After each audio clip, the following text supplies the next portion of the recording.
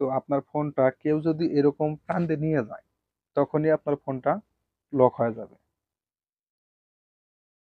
আমরাও অনেক সময় গাড়িতে চলাচল করি, তো তখন জানলা দিয়ে কথা বলি, হয়তো জানলার কাছে রাখি হাতটা, সেখান থেকে আমাদের ফোনটা এরকম টান দিয়ে চড়ে অনেকেই কাছ থেকে এরকম ভাবে নিয়ে গেছে।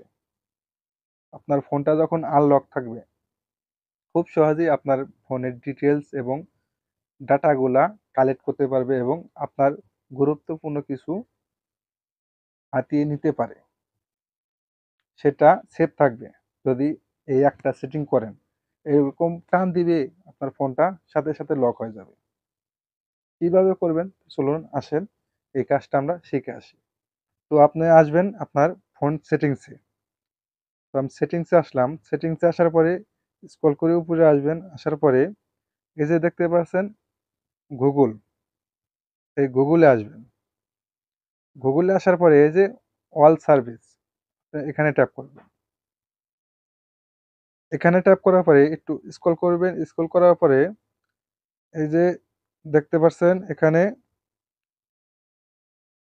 থ্রেট প্রোটেকশন, এই যে আপনার থ্রেট প্রোটেকশন, এই অপশনটাতে ট্যাপ করবেন আপনি। তো আমি এখানে ট্যাপ করলাম। ট্যাপ করলে এখানে দেখুন ভিডিও আকারে এটা দেখাইতেছে আপনাদের কিভাবে চোর নিয়ে গেলে এটা লক হবে। এখানে যদি এইভাবে টান দিয়ে নিয়ে যায়, এখানে ফোনটা লক হয়ে যাবে, এমনটাই এখানে বলা আছে। তো এই যে থ্রেট ডিটেকশন লক, তো আপনার এটা অন করে দিতে হবে। এটা আমি অন করে দিলাম। অন করে দেওয়ার পরে আপনার এই যে অফলাইন ডিভাইস লক, এটা অন করে দিবেন, কারণ এটা ফোন চোরে নিয়ে গেলেও এখানে যে আপনার জিমেল অ্যাকাউন্টটা আছে, এই জিমেল অ্যাকাউন্টটা অন্য একটা ফোন থেকে কানেক্ট করে আপনার ওই ফোন থেকে এই ফোন লক করে দিতে পারবেন। আপনার ফোন তো এখানে টান দিয়ে নিয়ে গেলেও লক হবে, তারপরে ওখান থেকেও আপনি লক করতে পারবেন আর একটা ডিভাইস থেকে। আর একটা ডিভাইস থেকে কিভাবে লক করবেন এই নিয়ে আমার চ্যানেলে ভিডিও দেওয়া আছে, সেই ভিডিওটি দেখে আসতে পারেন।